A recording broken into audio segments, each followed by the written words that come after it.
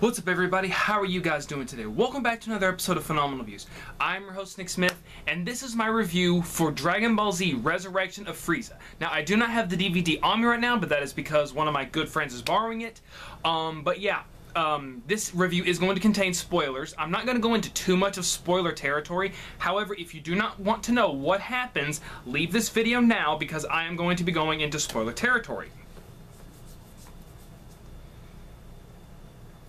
Alright, so if you left the video and you watched the movie, I hope you enjoyed it, and put in the comments below what you thought about it. Okay. So, a little history that I have with this movie. I went to the movies one day in a town that's about an hour away from mine, and I seen this promotion. I was with my nephew and our good friend Luke, and I was like, oh man, Dragon Ball Z, oh man, this is coming out in only a few select theaters, and I was really excited, and I was like, oh man, I've got to go watch this movie. And I had the opportunity to go watch it, but I didn't go because I was wanting to hang out with one of my friends that I did not get to see all summer, and that didn't end up happening, so I didn't get to go watch it.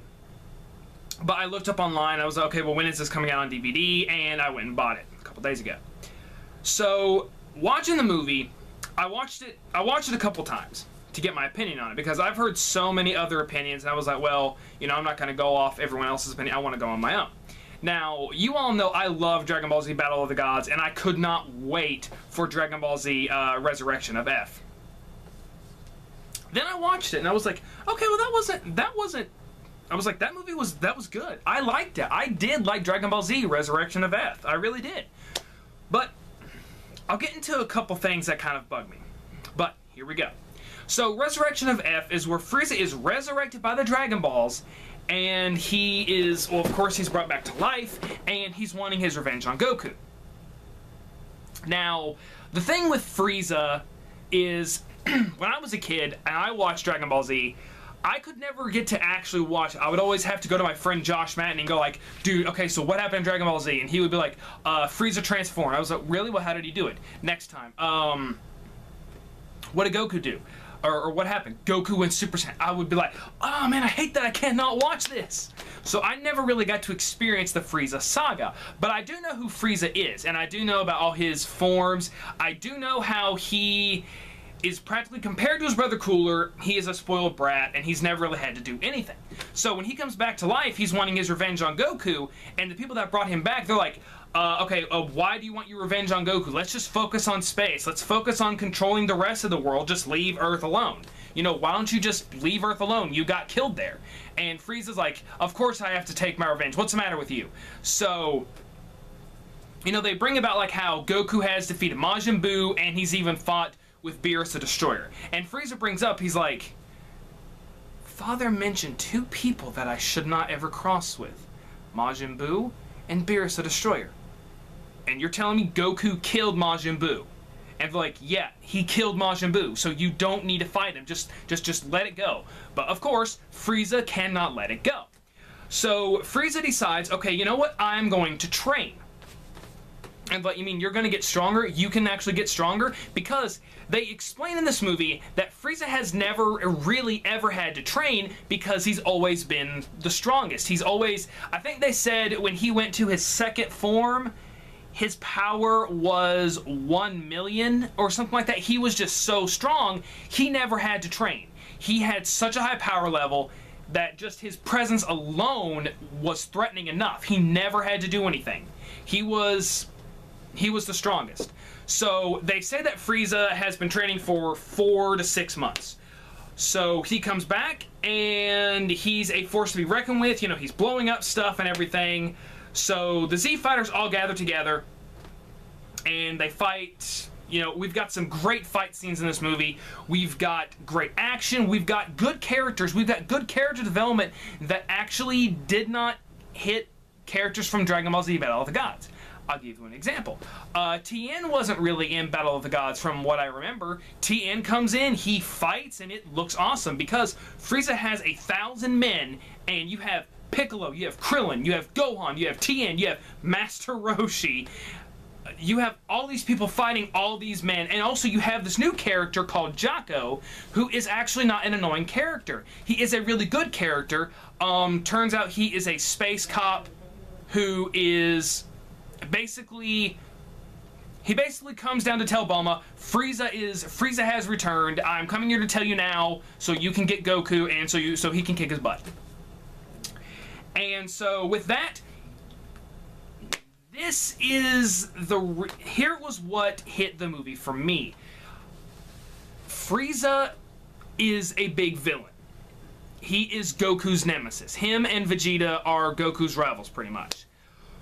But the thing with Battle of the Gods was, I felt that Battle of the Gods, there was more on the stakes. You know, there was this new villain who we have no idea what he's like. We have no idea how strong he is. We have no idea if Goku can beat him. But our mindset goes into, of course Goku can beat him. I mean, he's Goku. But when he fights Beerus in Battle of the Gods, Goku gets his butt kicked. And it makes you wonder, oh gosh. That's what made Battle of the Gods so great, is because it gave us this new villain, but they explained to us how much of a threat he can be. And when it comes to Frieza, I mean, no offense to the character of Frieza. Frieza's a good villain, but he's not that much of a threat compared to Beerus. And, you know, this isn't me saying, oh, Beerus is a better villain than Frieza. We know Frieza's not that strong. And even though, like, when him and Goku first square off, they don't turn into their regular forms. They just fight in their regular forms, and then they both admit, oh, you know, well, I've been holding back, so have I. So Goku goes into the new form that is called Super Saiyan God Super Saiyan, and Goku explains how he got the form, how he went to Super Saiyan God, and how he has basically been able to tap into it, and it gives him this new form. And I was like, okay, that's great. They kind of explain how he's able to become this new form.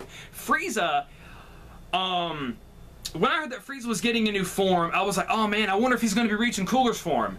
No. Frieza, of course, for those who have seen the movie, Frieza's new form is he's gold and he's a little bit stronger. And Goku even admits, he's like, my gosh, if I didn't have this new form, no, he says, thanks to your he says that because of Frieza's new form, it's making his heart race a little bit faster. And they do have a good fight. And Frieza even admits, if I hadn't reached a new form, this might be very troublesome for me. And him and Goku have a good fight. I'm not going to give away the ending, but this movie does have a good moral to it. And the moral of it is, it's talking about Vegeta and Goku's weaknesses. Basically, about how Vegeta needs to be more relaxed, and about how Goku doesn't need to be so relaxed, but he doesn't need to be tensed up.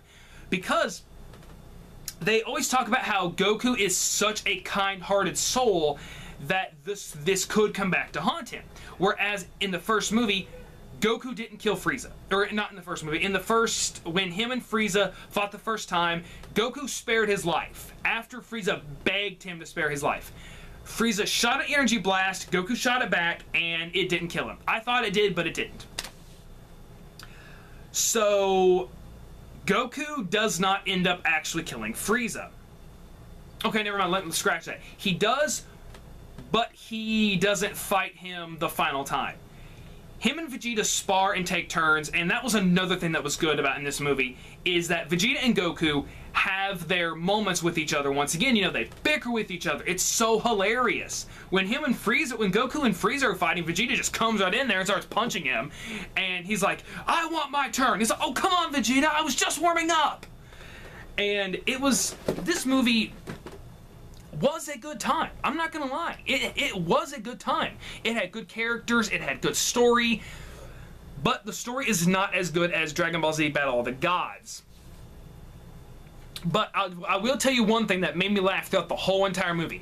There is a TFS joke in this movie, and if you guys have not watched TFS Abridged, I strongly suggest you go watch Dragon Ball Z TFS Abridged and get to Season 3, get to a certain episode. Actually just watch TFS Abridged, but make sure that before you watch this movie, or if you've already heard the joke, just make sure that you watch the whole entire third season and then watch Resurrection of Frieza, because there is a joke that is going through the whole entire movie, and I was like, that is hilarious, and the movie was good. All in all, I would have to give Dragon Ball Z Resurrection of F a B. Because of where I know that Frieza is a threat, but he's not as big of a threat as Beerus And there was another thing with Vegeta. Now, Vegeta has his turn fighting Frieza, and apparently he can go Super Saiyan God, Super Saiyan as well, but they don't explain how he can. And my only guess is it has to do, maybe they accomplished it in the new show that's only in Japanese right now. My friend TJ said it's coming to America soon, so maybe they'll explain it in the show, or maybe it's in a deleted scene or something. But the only way I can figure that Vegeta is able to go Super Saiyan God, Super Saiyan is because of him and Goku training with Whis so much. Maybe that's just how Vegeta was able to reach it, is him training with Whis. You know, maybe that's it. I don't know. That was one of the only few things that perplexed me, was I was like, okay, well, how can Vegeta go this form? Because he's never been Super Saiyan God. Not that I know of, at least. I mean, I don't know. Maybe there's something that you guys know. But yeah, I'm going to give Dragon Ball Z Resurrection of F a B. You know, check both of these movies out. They're both good. You will not be disappointed with either one of them. I love Battle of the Gods and Resurrection of F, but I liked Battle of the Gods a little bit more. The story is a little bit better, and the story is a little bit better as well. But it has a good villain, it has good morals, it is a fun film to watch. Guys, this has been another episode of Phenomenal Views. Put in the comments below, what did you think about Dragon Ball Z Resurrection of F? Did you like it? Did you hate it? I really want to know. And if you guys have any suggestions on how I can make my videos even better, hit the subscribe button, hit that like button. If you're upside down, hit this one. But yeah, guys, have a good day.